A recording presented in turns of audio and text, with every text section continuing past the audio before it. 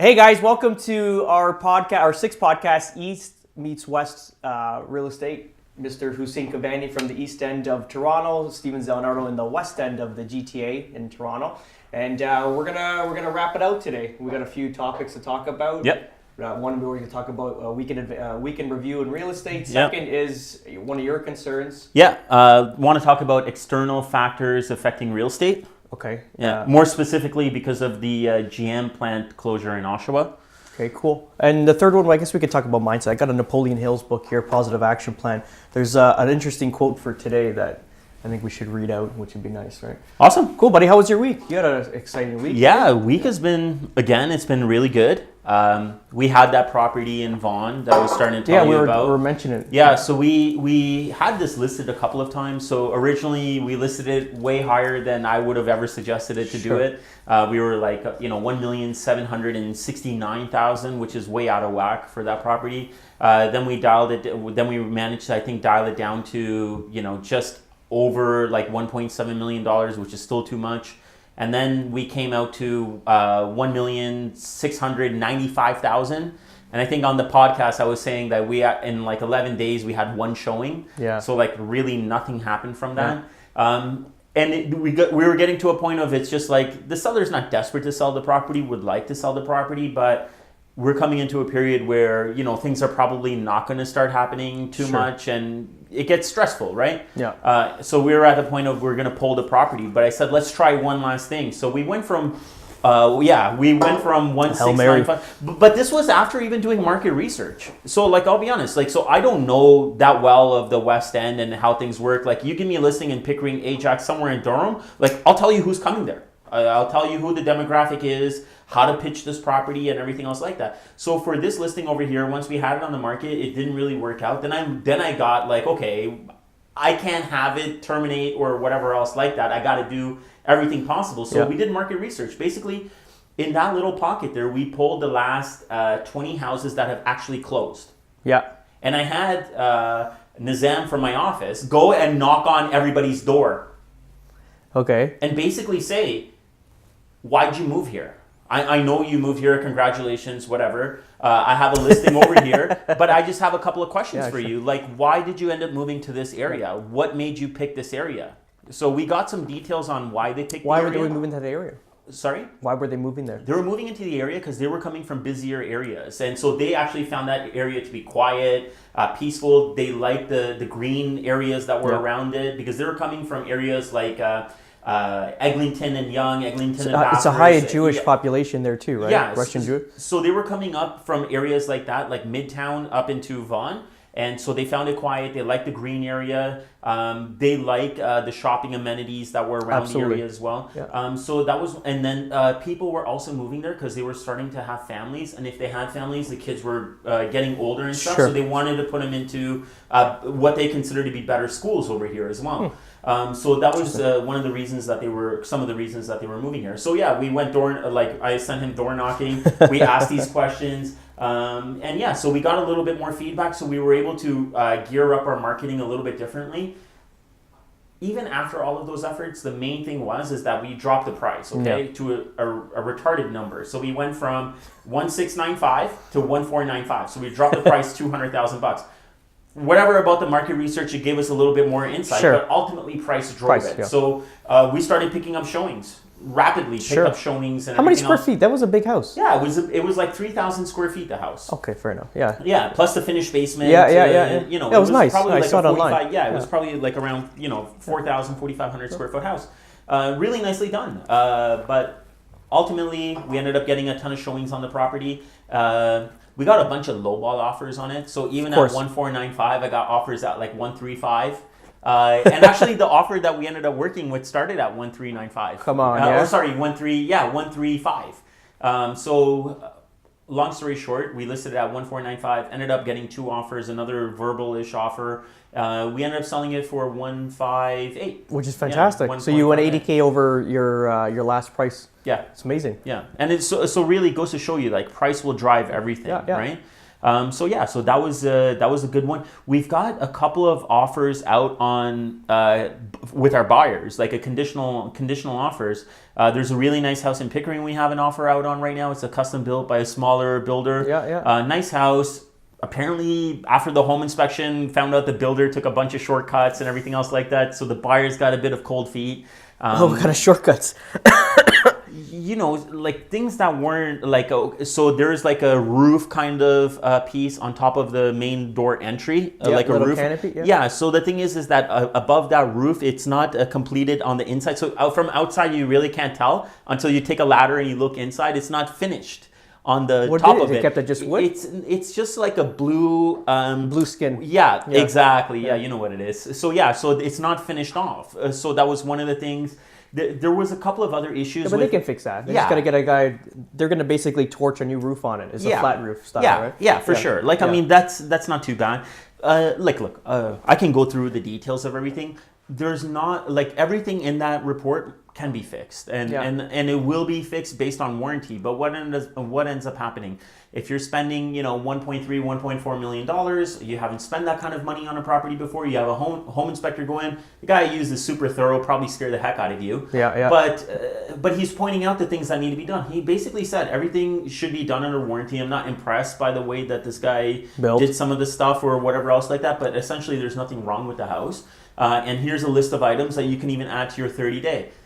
Even then, the buyer got cold feet about it. So we had that. So that's an ongoing thing for the last week. And then one other thing I'll tell you about one of the transactions we had. There was a house in Scarborough that we put an offer in on. It's listed at $649. I called the agent prior to putting in the offer. We came in low, but I called the agent prior to making the offer, and I was like, "Well, look, I looked at the comps and everything. Can you help me understand what's going on? The price seems kind of high." And she's like, "Yeah, it is a little bit high." She's like, "The price is a bit high. We'll work with you, whatever." So we sent in an offer at $595. I know it was a little bit low. That's where the buyer wanted to start. We were going to come up on the price. I don't want to say where because we're still working on it, but they came back. The property's listed at $649.9. They came back at $650 counteroffer, and I'm like, what do you want me to do with this? Do you know what I mean? So like to me, it didn't even make sense. Like. So and they told her they were going to work just to see. So it didn't make sense, but overall, it's been a good week. At least we have these things. There's activity going. And you know what? And I think I mentioned this before. Sometimes I feel like I end up having to counsel the seller's agent sometimes. Every time. And then coach them into it and say, even hey, the buyer's like, agent. Why would you do this? Like, we should have approached it like this. And then they're, oh yeah, that's right. We should have done that. It's double duty right now, and I find that in every deal I'm doing right now. I told my wife the other night, I go, it's got to be the worst year for this because it's almost like they're just confused and nobody knows what's going on. And then you see like all the mistakes that they're making, and they kill the deal on their own, and you got to like guide them before. So that's double duty. Like you're coaching the other realtor to get this deal done. It's incredible. But exactly, like, so the thing is that, like, look, why would you come back? Like, I don't want to keep harping on it, but like, if you're telling me on the phone that there's room and you're coming back at $650, like, for me, I would look at the psychology behind it, right? So the thing is, you have it at $649.9. Now you're counter offering at $650. Like, what do you think is going to happen on the other end? Like, this is something I can't, like, I have to go back to my buyer legally and ethically. I have to go back and tell them. But what do you think that's going to do on their mindset?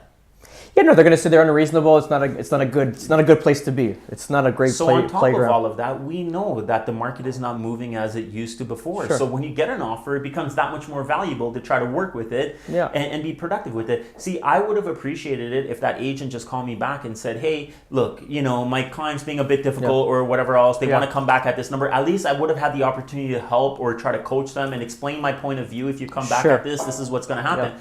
But they just sign it back to me like this. And it's just like, I have no choice now. You kind of burned your bridge. Now I have to go back with this offer legally and ethically to my client and say, this is what they came back at. And that's automatically going to deter them. Now I got to work even harder with them. The negotiations are not going to be as smooth as the whole year's been like this. It's been one battle after another. It's one of those years where now you're going to start seeing the cleanse of realtors. I think I mentioned this on a previous podcast where we're starting to see realtors move from office to office because production's not where it was, and now they're thinking a different office will get their production back up. Yeah. You're seeing that in your office. I'm seeing it here. Like we have so many migrants here. Like this is the pilgrimage to real estate here. But it is what it is, and the cleanse is happening as people are their incomes are getting lower and lower and lower. They're gonna have to find a real job. Yeah, but like I also noticed somebody that moved from Home Life to a Remax office, and they apparently, had a big presence, or they said to everybody they have a big presence. Yeah, from Home Life they came over to Remax. They had a big presence and everything else like that. Yesterday I'm looking at the new listings that come up in Pickering, and I'm looking at a well-known realtor, and then I see this other guy's name below it, and I'm like, I thought you were running a team, buddy. I thought you were running a team. Part of the team. And now he joined.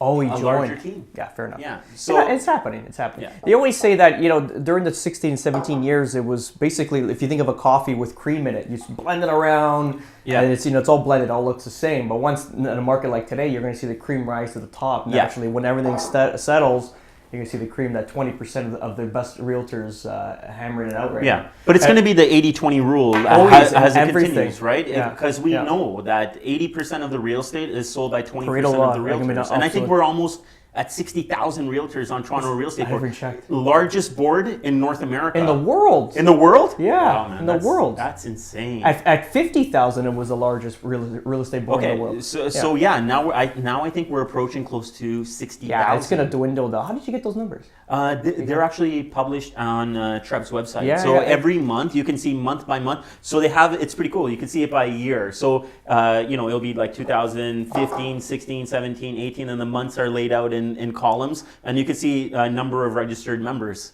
Cool. Right Show me that later. I'm curious. Yeah, I'll show it to you. Okay, so I'll flip over to my week. So pretty decent week. Right now, like I said, I'm more planning for 19, so mentally, physically. So I'll do my regime right now, praying, meditating mornings, gym twice a day. Wow, twice a day. Swear to God, buddy, I'm training for the Olympics. Wow. And it's not so I don't fit in a shirt, you know what I mean? I'm still trying to fit into the shirt. It's like I'm saying, to show that big presence. All about endurance right now and agility, right? So ultimately, that's what I'm doing right now, twice a day to the gym. Amazing. And then business is still rolling. My Mondays with Steve yesterday, I did a little video, and just regarding the inventory, how it's going down. We had, last week I did it was 17,900 units. Yesterday it was 17,200 units. Yeah. So 700 units. Big difference. In 1 week. It's a big difference. That's fantastic. It's huge, yeah. And then going to that point exactly is where my listing set from the market for 60 to 70 days. Remember that property, that condo townhouse I was talking about? Finally sold conditional last Sunday night. Amazing. Which was fantastic. So that's exciting. That's awesome. And it's a direct correlation to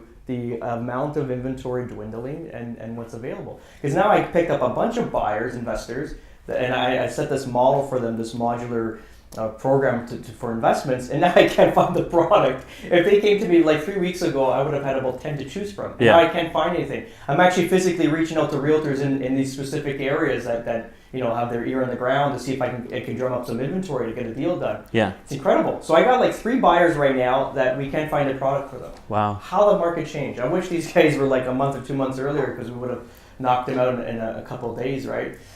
So that's pretty much it. So again, going back to for my week right now, it's all about training. It's all about mental, physical training for 19. I think for this year, I'm okay with the production that I've done so far. I'm okay with it. So now it's all about 19, because I think what's going to happen at 19, if we don't know how it's going to be. Yeah. I made a prediction where you're going to see 19 going to be drummed up because of the political election. The Liberal government's going for a re-elect, or they want to be re-elected. So I think they're going to ramp up the market or ramp up the economy the best they can prior to election.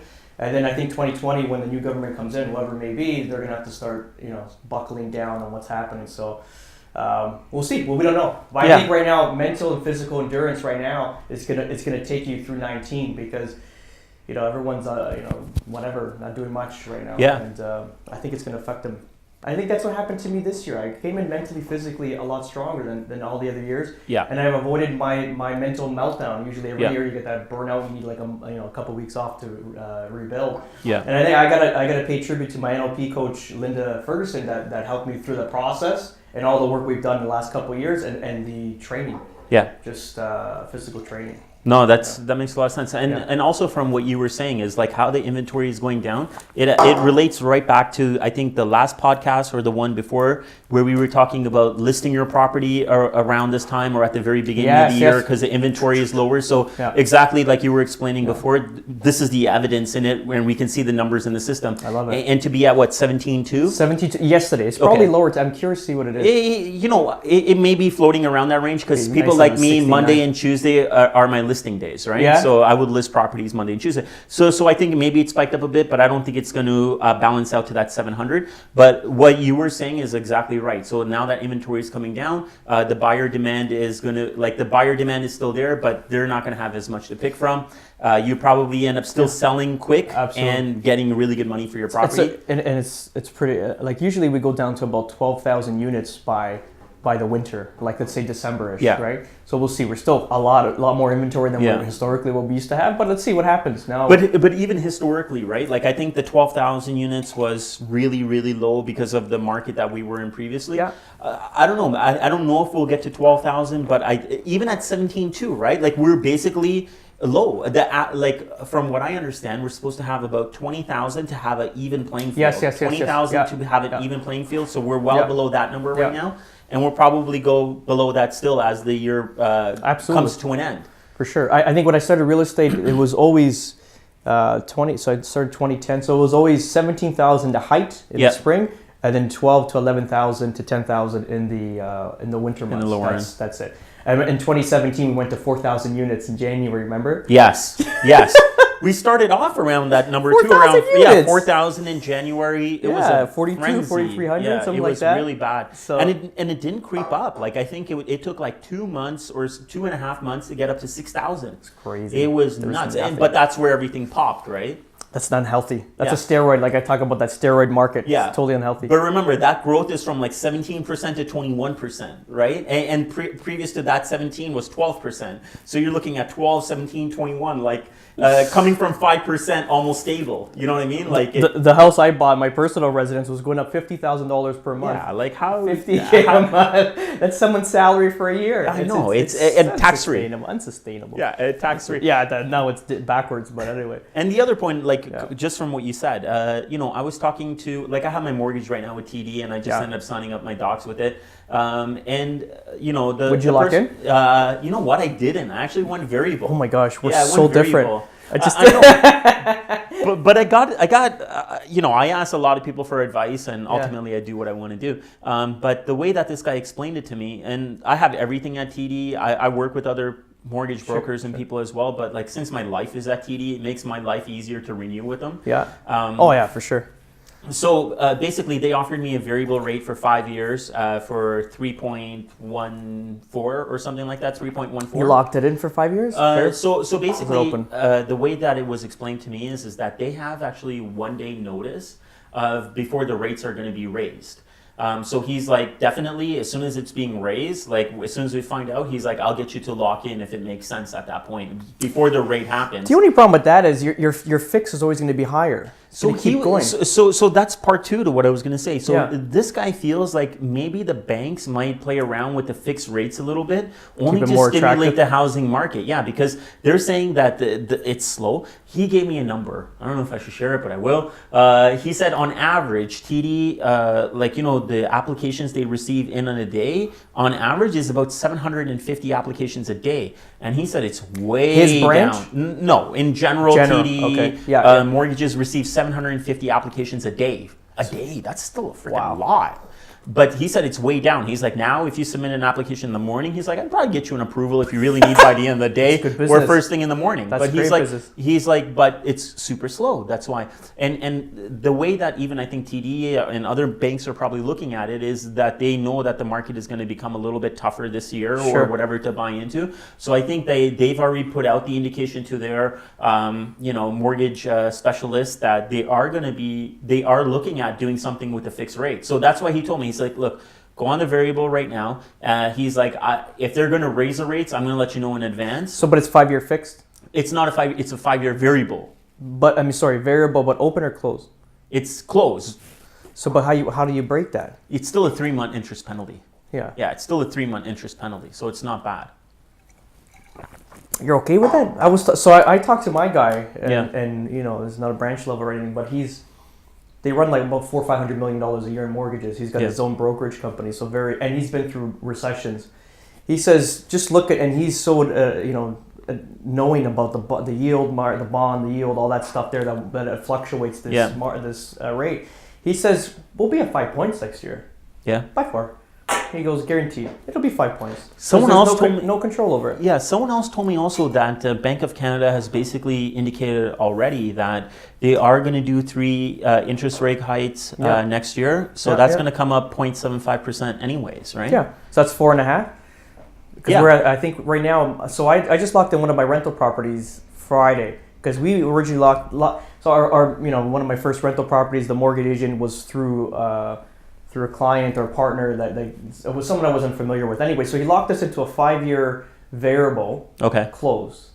So it was 2.45% when we first in the initiation of the mortgage, the birth of it, and then I just got a statement last week. It was 3.95%. Okay. So like it's time to lock in, right? Yeah. And the renewal is in about 4 months from now. But I locked it in now 3.8% and for 3 years, because in 3 years, let's say we blow over what's happening now and then the market's back up and I want to flip the property, I have no commitment to it, right? I can either renew at that time or unload the property and be done with it, right? Yeah. So I think it's a lot better option for me. But I don't know, would I take a chance with that? Keep it in a variable? Like I'm already at 3.9%. See the other way I looked at it is this. I feel like I'm not going to get rid of a mortgage in the next 5 years. So I'll take it with me. If I go somewhere, I'm going to take it with me.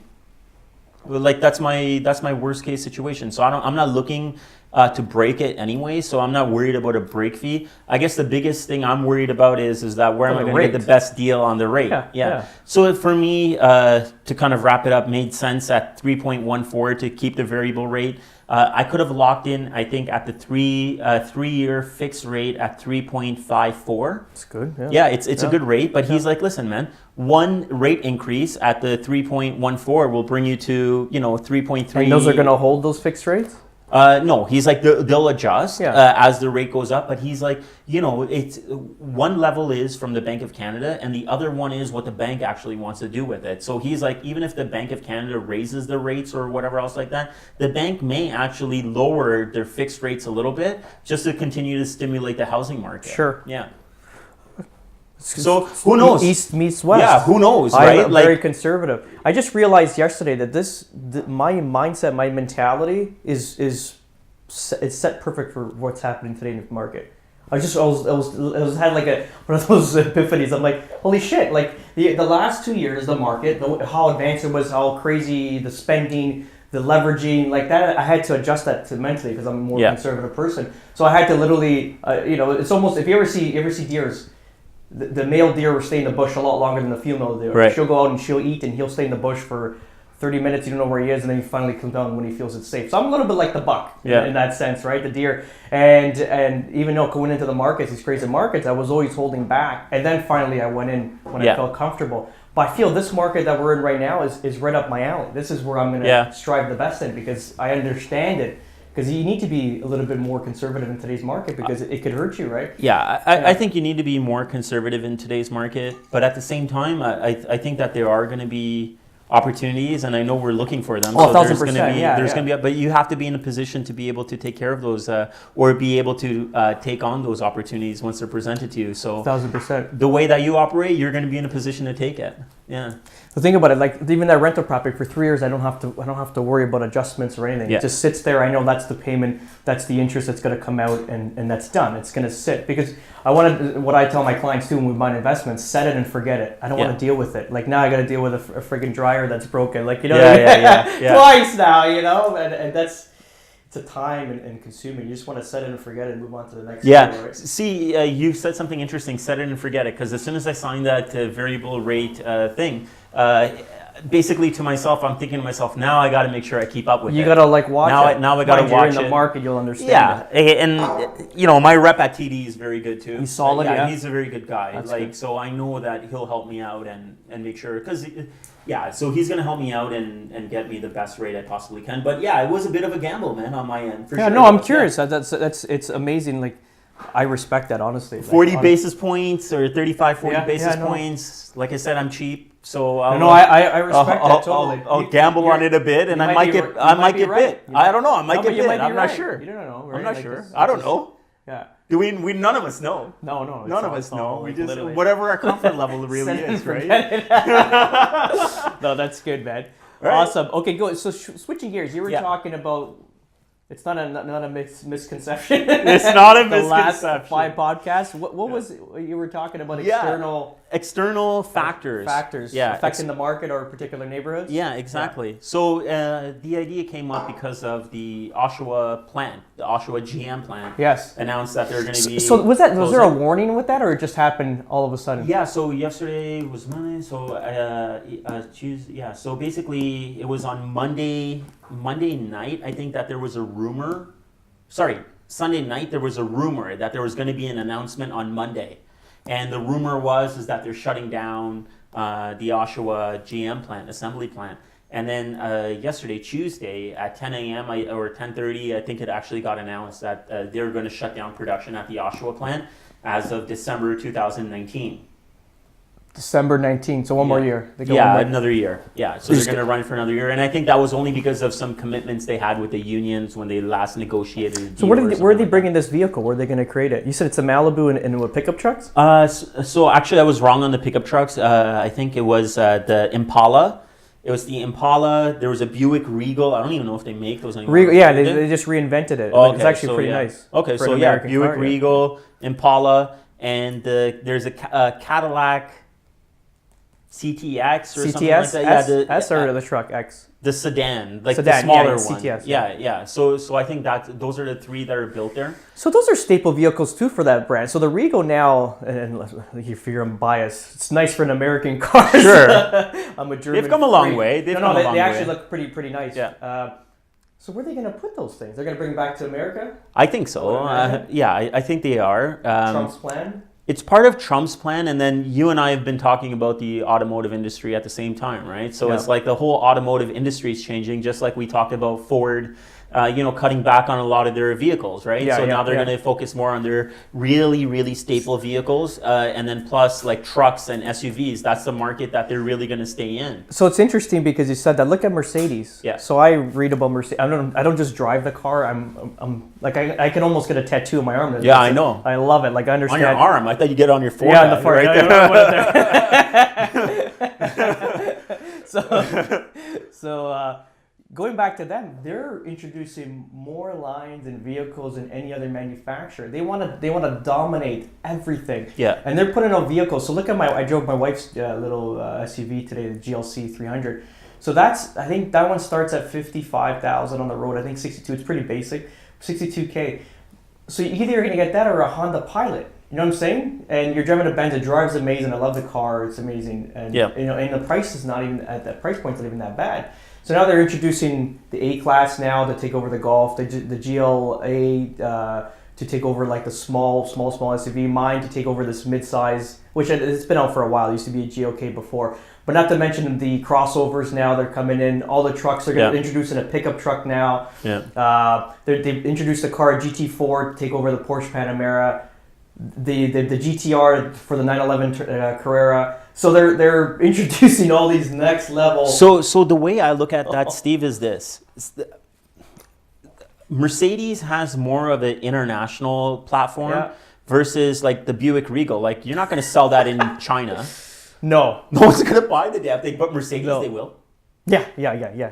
So they have a global, international scale. So they're able to play in international markets where it makes it more lucrative for them to continue their production. But let me ask you this: if they're scaling down and only sticking to their staple vehicles, that's where they're making the money, and they're not advancing their tech or their lineup, they're eventually going to be dead. They're going to be out of business. Yeah, they're going to be dead eventually.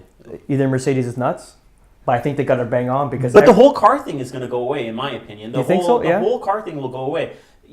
it's not going to happen immediately, maybe 5, 10 years, 15 years, but the whole car thing will go away. I think we're just seeing the first major restructuring of the automotive sector. Companies like Mercedes that have international platforms, like global platforms that they can play off of, are going to be the last ones holding it. And that is going to allow them the ability to further invest in their research and development to come up with the technology that you were talking to me about before, you talked about the drones, the drone technology and stuff like that. Oh, they're all in there. Boats, planes. Whereas companies like GM, where they're making this cut right now, and we'll just focus on you're going to be dead in the water. You're going to be dead. The numbers. So this is almost like an accountant's taking over the business. Where the numbers have to look all in the black, but you got to put red in order to make more black in the future, right? So I think that's what's happening. It may look good now in the next 5 years, their books. But they're gonna. It's just. It's the first sign of death. But I also think that because of Mercedes' global scale and their global platform, like these vehicles, the platform is more or less the same, right? So they have so many universal parts and everything else like that they can take this car and put it in London, England. They can put it in whatever, like the Ford Fiesta. You know what I mean? Like that is an international or global vehicle, and that's all the way over Europe. It's very popular. Exactly. So, but I feel like a brand like Mercedes or even BMW or something else like that, they have this prestige and they're going to be able to play in this global market. BMW's dying off too. Listen, quality's gone down. I think these vehicles like Mercedes, BMW, these higher end vehicles, to a certain point, man, they're watering it down. Mercedes to me and BMW had a big prestige back in the day to me. I think that they're both great vehicles. I'm a huge fan of Mercedes now because of you. But like, I think that they're both getting watered down though, right? Because like Mercedes introducing the A-Class. But see, like that was my mindset before. Oh, you're watering it down. The prestige is going to be gone. But guess what? Almost every other category, a car that plays in that A-Class category is going to be gone. Your option is going to be the A-Class. And the GM watered down vehicles because it was Ford Taurus, like the crappiest vehicles alive. They just never took action. Remember the 80s, 90s Fords? They were terrible. I think they only had one good, like the truck. The Explorer was the only state of the art, and it was a box. That was like their staple vehicle. Even the Mustang would look terrible at that point. But Mercedes, look at the A-Class. So A-Class is the lowest Mercedes you can buy. It's the first car to the lineup. They have they put more tech in that car than their most expensive vehicle in their lineup, which is the S-Class. More tech in the lowest quality, the lowest price point car. More tech in that car than the S. They're not watering down. They're making it better. So imagine that. So $35K is starting, but it's got more tech than a $140,000 car, $150,000. So I think they're pumping out incredible vehicles. Like I got to take a look at some of the pictures of the A-Class. I think it's amazing. Oh wow! I mean the brand perception. The brand perception a little bit is getting watered down. In the sense of like when I used to think about BMW and Mercedes, I felt like it was like you got to be rich. You got to be rich to drive before these vehicles. The leasing programs were available. Before the leasing and everything else like that, but still, man, like leases are $800 a month. They're expensive. Yeah, you know what I mean? For sure. Like on some of these vehicles, but like now you can get a Mercedes lease for $400. Yeah, those A-Classes. It's like a Honda Civic. They're gonna bang them out. Yeah. So it's getting watered down, but I don't think it's gonna matter in the overall perspective because these other brands are gonna be gone though. But I think these other guys are gonna exit the category. Absolutely. So it's not gonna make a difference. But again, even Benz is a different scale. Like we drive the C43 AMG, we're shunned upon. If you drive a C63, the V8 version, they don't like us. They don't feel like we're wannabes in that class. And then there's the E-Class looks on the C-Class. It's like, okay, bud, like you're, Then it's the S looking onto the E, and then know, and going forward like that, the Maybach onto the S. So it's just in different categories. So no, I think it's interesting, and I love how we just completely started talking about cars. Like I love them instead of external factors affecting real estate. Quickly, went off the topic, but look at the GT, the AMG GT, which is their AMG sports car, right? There's a GTR, then there's a GT. The GT, it's a two-door coupe, amazing car, right? And this is the car supposed to take over the Carrera. It's supposed to compete against the Carrera. I get in that car, and it's got our steering wheel. It's got pretty much our gauges, our control system for the climate control, and very similar functions. It's incredible. So you can kind of, even for us, you want to go up the scale on those vehicles. You always feel comfortable because it's basically it's in your comfort zone. You know it. So you can drive the shit out of them. Look, I don't want to get too far off track, but since we're so deep into this car conversation, I gotta say this. I was at that conference last week, and I met awesome people. I met with this one guy from Sudbury, and he drives a Tesla. And he's a huge car guy, massive car guy. Yeah. And he sold me on it, man. Like, I just want to go online and buy this car. The tech is fantastic. It's amazing. My concern is like, how reliable is this Tesla? Yeah. How is a battery going to work? And all this other stuff. Super reliable. Yeah, but there's no parts. Exactly. Yeah. That's a major thing. So he's like, I think a normal car is 2,000 parts. Plus it has parts inside of parts. There's no parts. He's like, there's 16 parts in the whole car. There's 16 parts. Motor per wheel, a ton of wiring. Yeah. And those large batteries underneath the car. They actually bring the center of gravity lower to make a better handling vehicle because the weight is in the middle. So he told me about that, and then he also told me about, I think he told me that he's got 13,000 kilometers on his Tesla now, and he said it cost him $180 in hydro. Wow. Yeah. No, they're state of the art. Honestly, I love Mercedes, but I'm at a point where I'm just going to order a Tesla, I think. So Teslas are awesome. I agree with them. I'm so pumped for Elon for introducing that vehicle.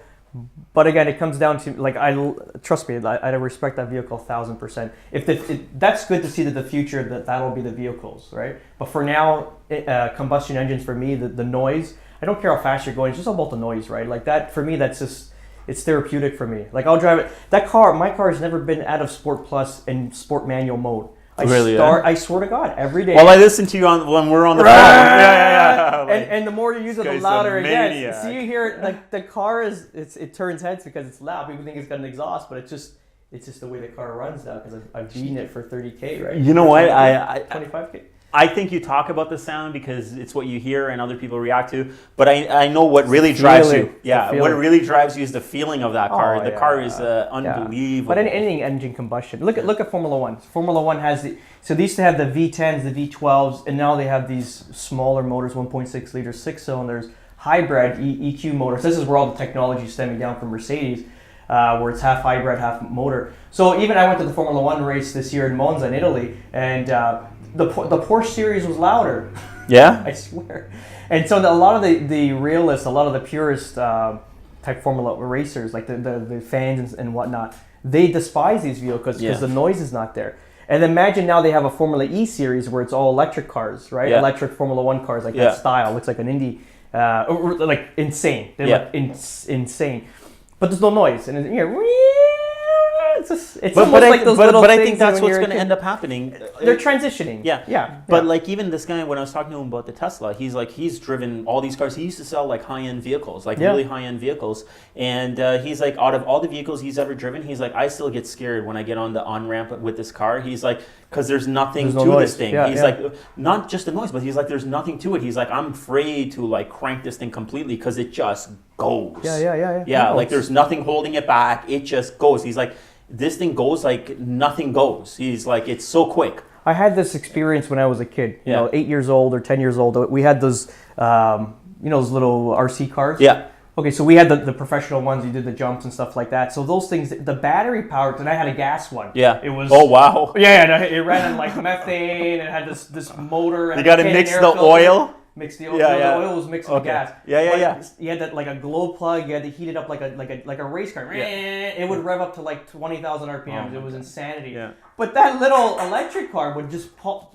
By the time this one set and it was quick. By the time it set into motion, the electric car would just fry it. Right? Yeah, like then after the gas would pull off on it. It's a similar same thing now. Like even he was telling me about Motor Trend did this thing where they lined up like 6 supercars or whatever it was in this sedan Tesla. It's a 10-second car. Yeah, and the Tesla just boom. Gone. It's a 10-second car. Then after it dies out, after the speed gets up, and then the cars start roasting them. Yeah. But it's a 10-second car. Yeah. And then there's one guy in the States, a crazy guy. He strips the whole interior out, and he goes to those races at night or whatever, and he races like turbocharged Mustangs, nitrous. You see like the those Fox body Mustangs pulling up to the line, and you see like they purge the nitrous. So purging everything. Big turbo sticking out of the hood. It looks like a monster. It looks like it's from one of those movies there, those scientific movies. And then this Tesla just puts it in, I think it's insanity mode or something. Okay, Insane I don't know. mode or something. You kind of jack it all up. He strips out the whole interior, takes everything out. So this thing's like, they launch, things roasting.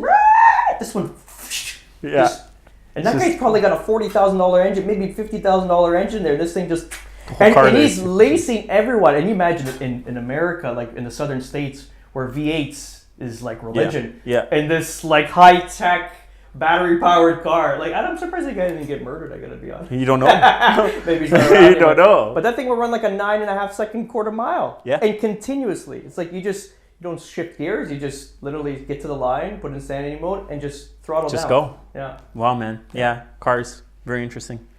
So. This thing was still recording.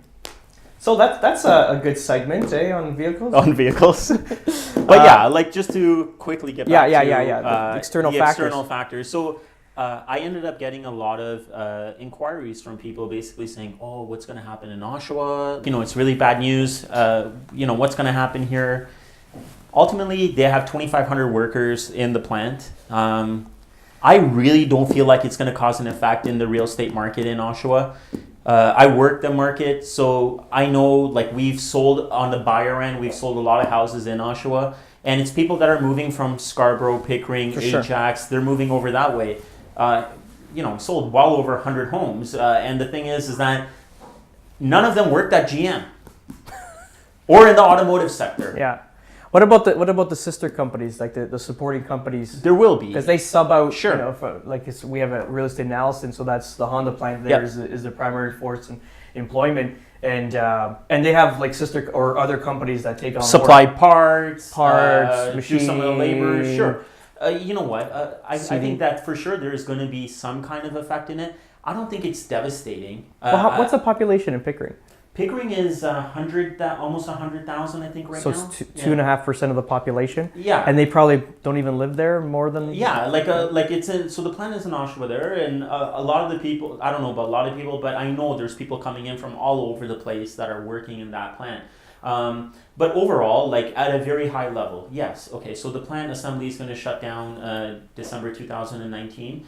But I don't think that we're looking at the other positive things that are also happening, right? Like one of the largest malls are planned in Canada for North Oshawa at Simcoe and 407. Yeah. There's a lot of cool things that are happening in Durham. Like Durham Live is coming up. You know what I mean? Like that's a big resort, casino, hotels, theaters, everything. So maybe the work shifts a little bit from Oshawa to Pickering to North Oshawa to different places. I think what people have to understand is that this is just business. At the end of the day, it's business. Things are going to change. We cannot expect everything to stay the same.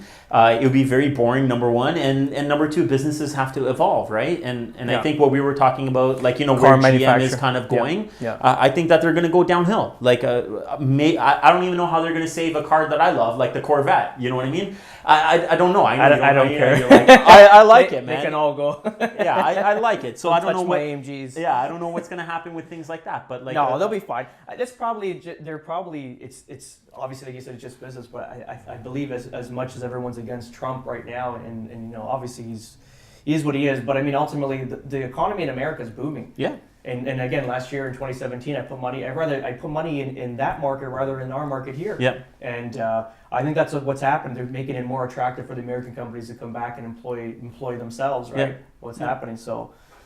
But overall, good for them, bad for us. But I think ultimately, so it's 2% of the population. Then I would imagine, right? It's not going to, let's say 5%. It's 5,000 jobs. Let's say with the supporting companies. Yeah. No, I don't think so. I think if you look at the GTA right now, that's not a factor. No, it's not a factor. So I just hope that people don't freak out about it. If it was like 20,000 jobs or 50,000 jobs, something like an Amazon would be to, let's say, the new one of their new locations. Fulfillment centers, different thing, right? Yeah, that affects the whole. Like look at Apple in Palo Alto. If that went down, right? Yeah, that would be a huge problem. Yeah, that would be a huge problem. Yeah. But like I think, this was probably brewing for a little while. It looks like they were scaling it down. It was. And this is an exit plan for them. Yeah. And 19 is the final. Yeah. Originally, Steve, like from what I looked at, like they employed 25,000 people. Originally, back in the day. So it's always been scaled down, man. It's always been scaled down. Yeah. You had to know that this was going to happen. So you know what, they did it right then. At least it's not a big impact, because if they unplugged at 25,000, probably the population back then was maybe 50,000 or less. Yeah, it would have hurt. It really would have hurt. Yeah. And the population obviously hasn't grown out that way, so they would have definitely put that city on its knees. But no, I don't think it's going to be any factors. No, and you know what? The thing is that that business was kind of going down. They always had a controversy about keeping it up and running. Who knows, man? Something exciting might happen with that plant. Like it's still a auto manufacturing plant. Like it could be retrofitted into something cool happening over there.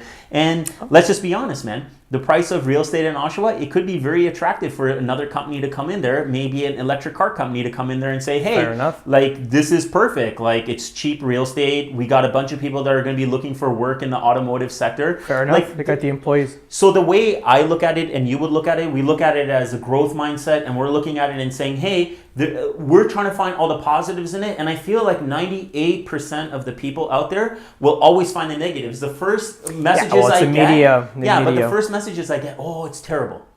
Why? Why is it terrible? Like, we have to understand the complete impact of what's going to actually happen. Everybody, remember that book? I always go back to that book, The Four Agreements. Don't make assumptions. Yeah. And I think people are assuming without learning about the actual facts behind it. I think it's like you said, it's the media too. They pump it up and they make this big thing. Unfortunate for the 2,500 people losing their jobs. Naturally, very unfortunate. They had a good career there. Hopefully, they've done well. But I mean, but yeah, it won't impact it at all. No.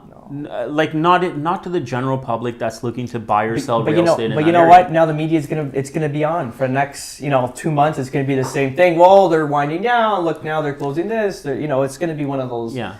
It's theatrical. But it's going to be people. But it's going to be people like you and me that have the right information, that should be out there in the public promoting this information, and not just talking about it. Like what I'm going to do is I'm going to try to take some steps to show the actual numbers, because it's my market area. Yeah, it's very close to my market area. You should, yeah. I'm going to show the growth that's actually happening over there, and add basically go against the media, because we know what the media is going to do. And you know what? Just talking about the media and maybe getting a little bit off track. It's like I get it, and I feel bad for the people that are losing their jobs, but people over there are resilient. They're going to get over it. They're going to move on. Tough, yeah. But the thing is, people are complaining. Oh, my grandfather worked here, my father worked here, my uncle worked here, I work here.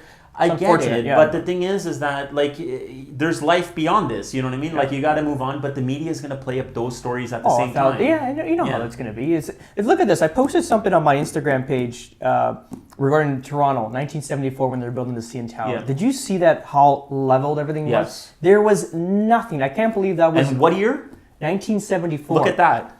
Zero construction around the CN Tower. Yeah. Okay, and so 1974. Look at it. We just came through a recession. I think we're just tail end of a recession there, where interest rates were probably 17-18% at that point. I think in 78 they went to 22%. Wow. So the market was flat, no growth. Look at that downtown core. If you look at my Instagram page, you'll see the transition between one part to the other. I made a comment. I said, who would have known? But I said shortly after that, I bet you a lot of people did that this was happening and what it was going to take off here. And some people bought and built their wealth for the future. Yeah. And some people still talk about what they should have done at that point.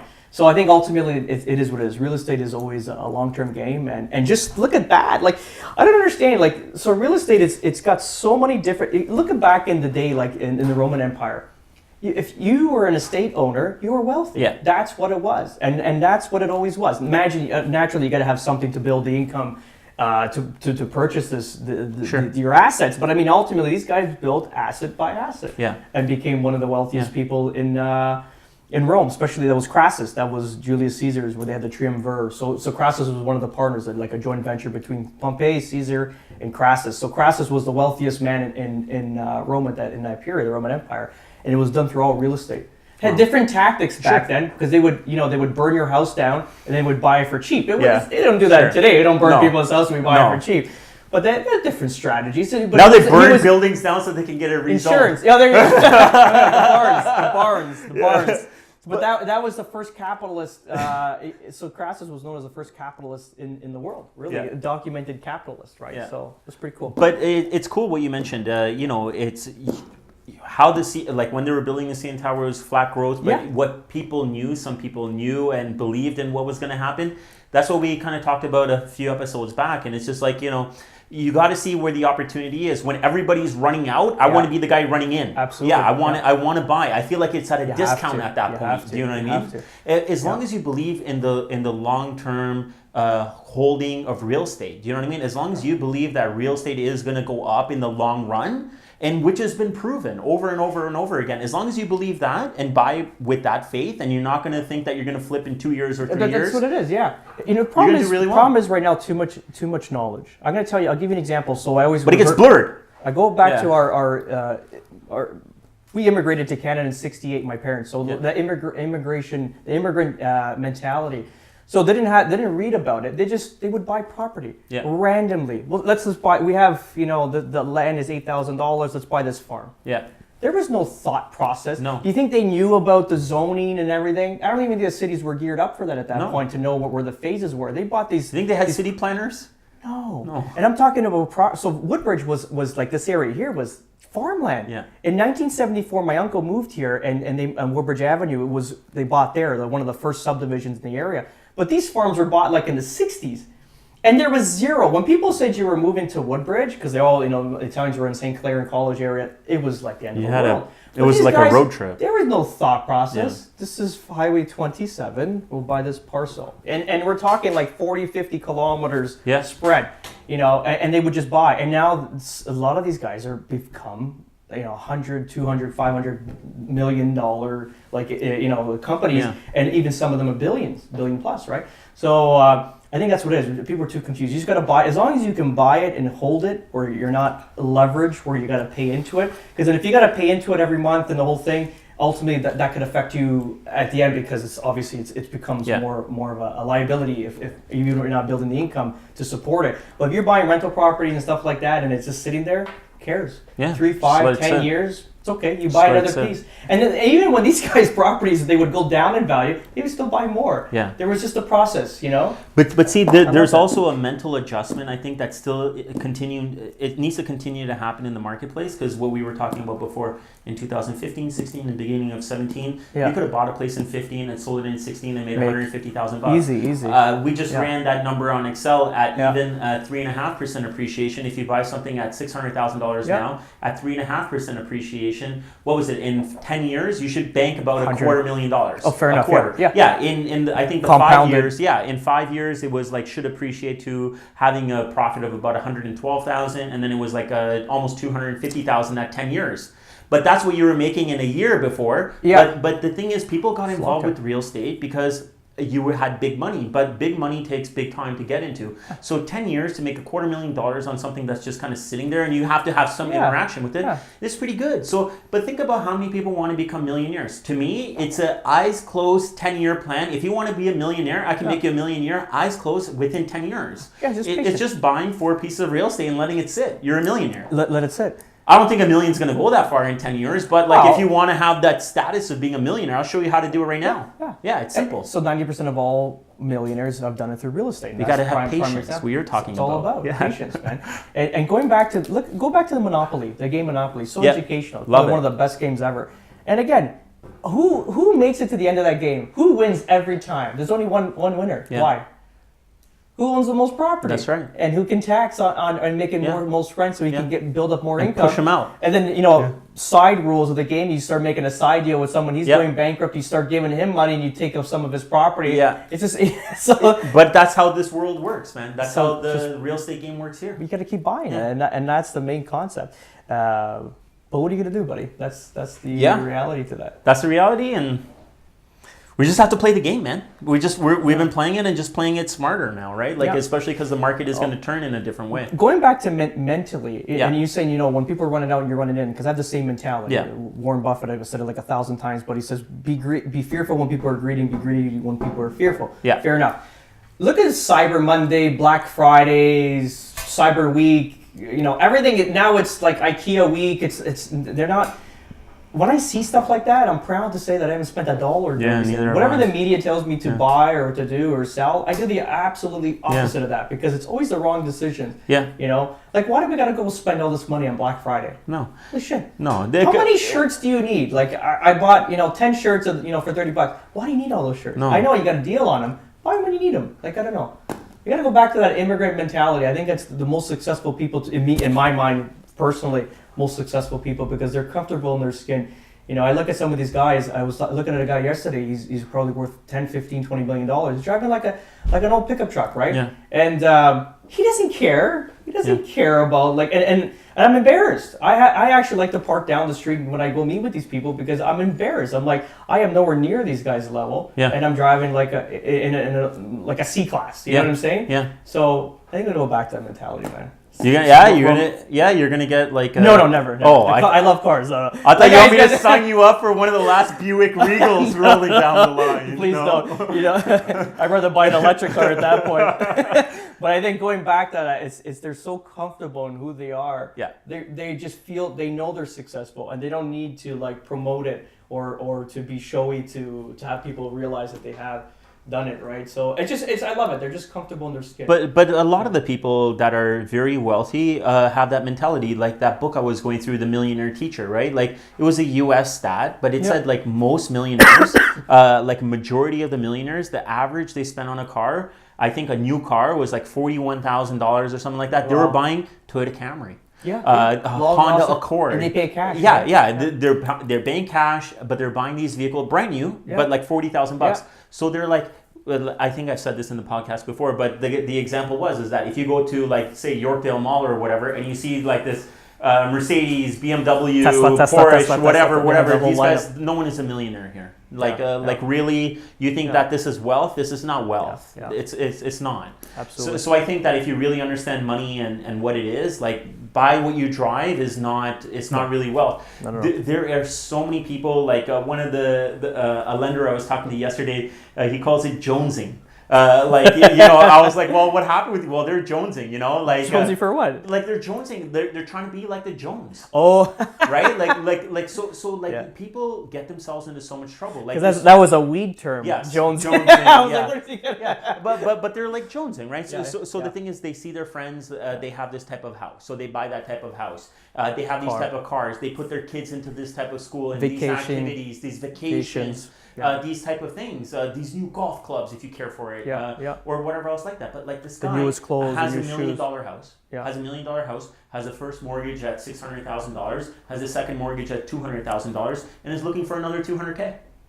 What's going to happen to this guy? Why would you put yourself in this situation? Like, I don't get it, guys. Like, why? What is your life worth living? Are you going to be able to sleep? Dude, I'll show you my Fitbit, man. I get like between 6.5 and 8 hours of sleep. I don't care. And I love it. You know what I mean? I can go to bed and I can enjoy my sleep. I don't have any stress. It's not keeping me up at night. Absolutely. You know what I mean? Yeah. I can go ahead and buy that 10,000 square foot house right now. TD Bank will eyes closed give me this mortgage now. But I'm not stupid. What am I going to do? Take all of the money I earn and pay interest? No, man. They'll love it if I do it. I'm not going to do it. I'm not stupid. No, but a lot of these people get involved. They go to the maximum level. Why? I don't get it, man. So it's funny because you would think that they go to the maximum level and they buy all the stuff and they have all the newest stuff and the clothing. And I'm like a little bit of archaic in the sense that because anything I'm going to buy is going to be a deal. It's a suit, a watch, a shirt, shoes. It's going to be a deal. I don't care if it's last year's model. I'm getting a deal on it. I'm paying half for it. That's just the reality. That's me. Yeah. So I'm I agree. Even my cars, those are all deals. Trust me. I don't. Anyway, so they're not happy. No, they're not happy people. So what the hell? It's like okay, if you say buy this, buy that, buy this, buy that, have this equals happiness. At least they got something out of it. Yeah, they got nothing. They got stress, bro. Equals shit. Yeah, they got stress. They're so stressed out of their mind. What the fuck? Moving money around from credit cards, man. Moving money from this credit card to this, to pay this loan, to pay this, like shuffling money around. Like, come on, man. I'd rather live in an apartment or something else like that and then just be calm. Instead of over leveraging myself, if I can comfortably live in an apartment, look at how I was thinking when I was 21 years old, man. I bought that ghetto condo at Kennedy and 401. It was $116,000 at that time. Yes, I was completely out of my comfort zone, but I knew I would make more than $1,200 a month at some point. But I would have been in my comfort zone. Even when I bought the next place, I pushed myself, but I knew I was going to be within my comfort zone. Do you know what I mean? To a certain point. I would never over leverage myself. Yeah. So what, man? Even right now, I pay off huge chunks, or I try to pay off huge chunks of my mortgage, and people think I'm retarded. They're like, interest is so low. Why are you banking all this money in your property? You're tying up this money. I don't care. You know what I have bought, man? I bought peace of mind. Yeah, absolutely. I've bought peace of mind. I don't care. Absolutely. And that gives us the ability. Remember, we've talked about it in another podcast. It gives it the ability. I go and meet with somebody. I don't have to take your listing. Yeah. I want it. Don't get me wrong. I'm not trying to come across cocky. I'm here to do business. I'm here to grow But you don't my have the business. I'm commission here back. to I'm here to help you. I'm here to provide a good service to you. Yeah. But at the end of the day, man, if you're going to be really annoying with me and you know, and if we don't align really, I'm not committed to taking your listing. I don't need it at the end of the day. I want it, but I don't have to take it. Absolutely. And that's what I've bought. I've bought myself peace of mind. And if something doesn't happen for a few weeks, I'm okay.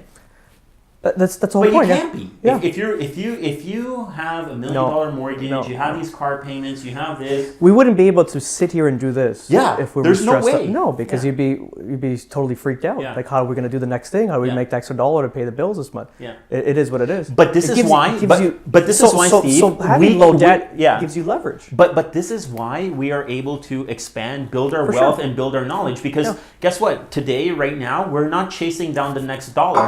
What we are doing here right now, and then what we're continuing to do is we're going to be able to build a plan, use our heads to be able to build greater wealth because we have the time to do it. Think about what I'm doing now: praying, meditating, going to the gym twice a day, and then reading. I'm consuming books like no one's business right now, like audio and actually reading. So where's that going to bring me, like, in the future? Like, that's, and not only that, I'm still dealing with the development side, dealing with the partners, dealing with the rental properties, dealing with the banks, it's a whole, like. But because of what you do, Steve, imagine people get into this business, and I'm not trying to knock people at all, right? But are you trying to knock people? I'm not trying to knock people. Here's Hussein trying to knock people. Here you go.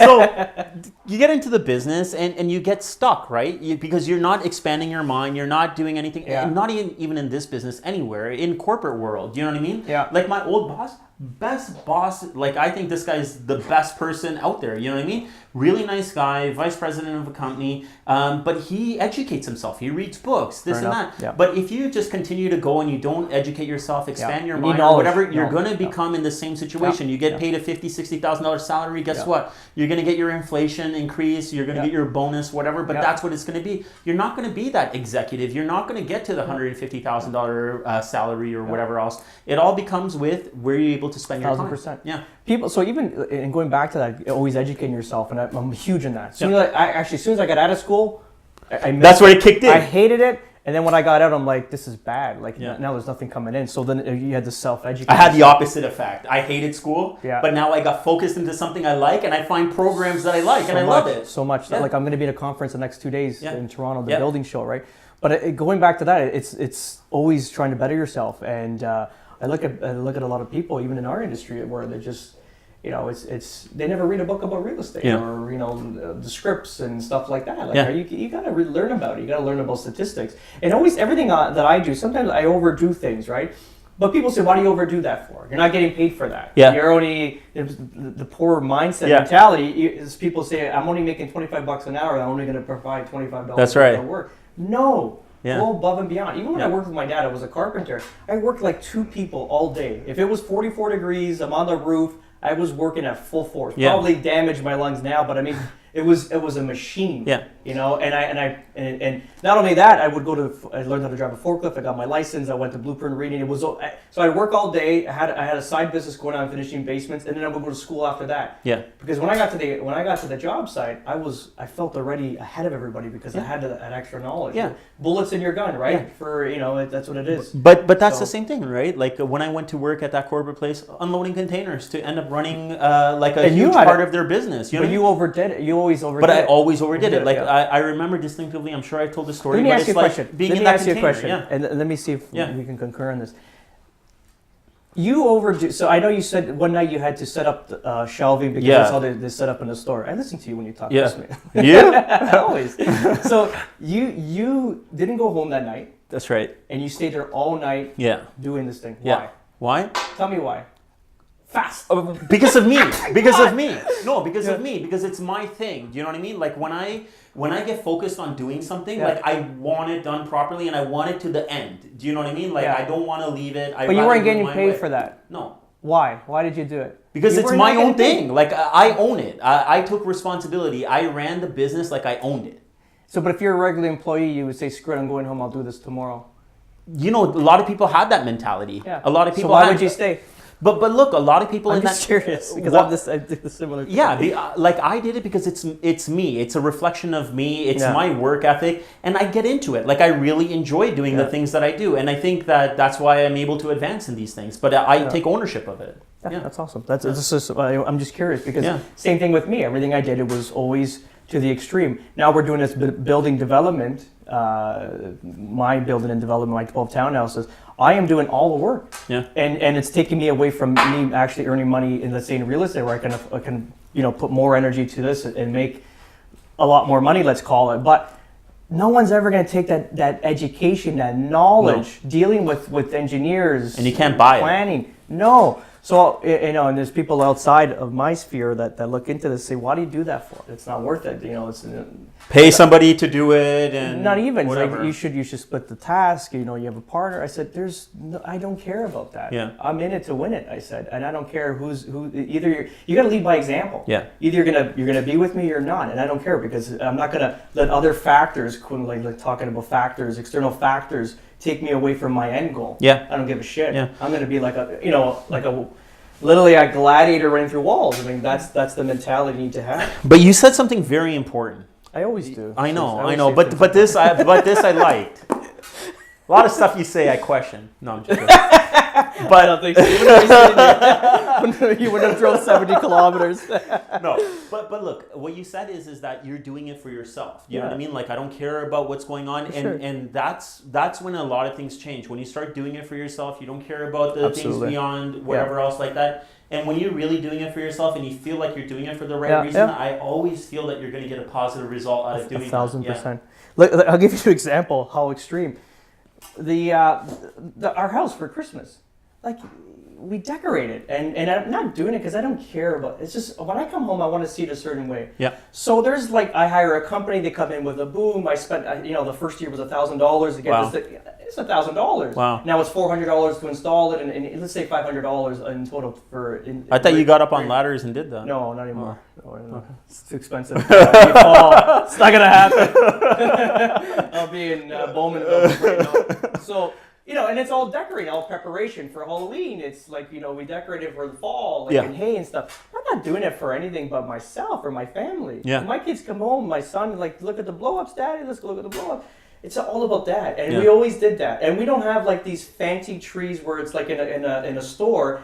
It's ghetto. We have like tinsel or garland around it. It's how we want it. Me and my wife, and it's a multicolored light. Perfect. It's not like that stark white and everything. Yeah. That's the new modern thing. Screw it. This is everything we do is a reflection of ourselves. The way we maintain our lawn, the way we look, we do our Christmas lights, for example. It's a reflection of yourself. Of course. And it's like you say, you stayed after that night to redo this whole aisles and set it up for the guys coming in the next day. It's a reflection of yourself. Yeah. Imagine you're like, screw it. Like I'm gonna go home and whatever, kick it. But you're doing it for yourself. Yeah. At the end of the day, you're doing it for yourself. You're doing it for your family. But even I think before you're doing it for your family, you're still doing it for yourself because those are still your goals, right? So you're doing it for yourself. And I don't care about anybody else around me really. If you're not in line with me, that's fine. But I'm gonna do it my way, and I'm gonna do it myself for myself. Whoever's on board's on board. If not, then you got to get up. Yeah, that's fine. And that's again. Like with friends, colleagues, whatever it is, people, your sphere of influence is always that.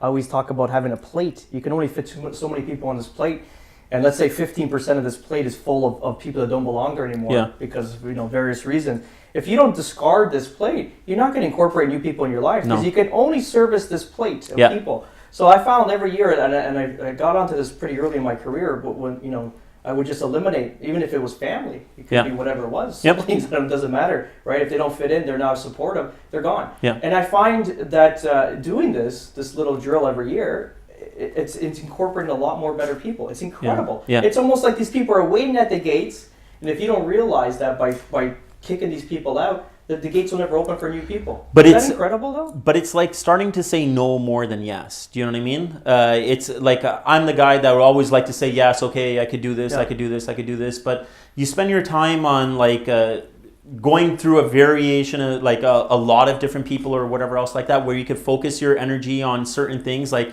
you know, instead of doing a dozen things or having a dozen people around you, like having 3 or 4 or 5 like close people that you can learn off of and whatever else like that is a lot more valuable. And you're right, until you get rid of some of these people that are not really there for anything, you're going to be able to free up your time. You're going to be able to free up your time and do what you got to do. Energy vampires, they call them. So there was let me see if I still remember this when we were taught. So someone in your life should have one of these 4 things, okay? You can learn from them. Yeah. You can teach them.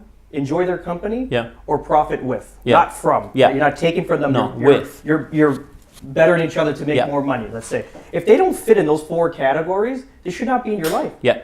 So I'll repeat them again. So profit with. We'll start with that one. If you can learn from them, teach them, or enjoy their company. Yeah. You think about it. If you break it down to those 4 categories, really, is there a fifth to that? Not really. Like you have friends that you know, you go with friends that they don't care, they're happy who they are and they don't care about money, but you enjoy their company. Yep. Awesome. Let's have a beer. Let's shoot this shit. Let's have a few laughs. You know, you got the people that you can teach, someone that wants to be mentored and someone that you enjoy, you know, sharing information. I love that. That's me. I'm guilty for that. I love doing that. And then there's someone you can learn from. Like I was always the kid. I was the youngest in the family, but I sat with all the elders. Hence, I went to Italy. I sat with my 82-year-old uncle for 5 days. Wow. And, you know, and just sat there listening to all the stories and all the things, learning about my heritage. It's just that's who amazing. I am. Okay, and that's pretty much it. So old souls. What do you think? We should sign off? Yeah, man. I think so. You started it, man. Okay, good. That was a really good episode. I really enjoyed that. That was good. Guys, you know, please like or subscribe, and if you got any questions, direct message us. We got our cell phone numbers plastered on everything, so you can definitely message us. We would be happy to answer any question. You know, if you're a realtor or naturally people in the looking to purchase or sell real estate, we'd be happy to service you guys. Or even give you some information. Even if you're having bad luck with your realtor and you just want someone to have a chat with, give us a call. Hussein in the East End and Steve Zalunardo or Steven in the West End. Yep. That's it, buddy. All right, guys. Good. Yeah. See you next time. See you guys.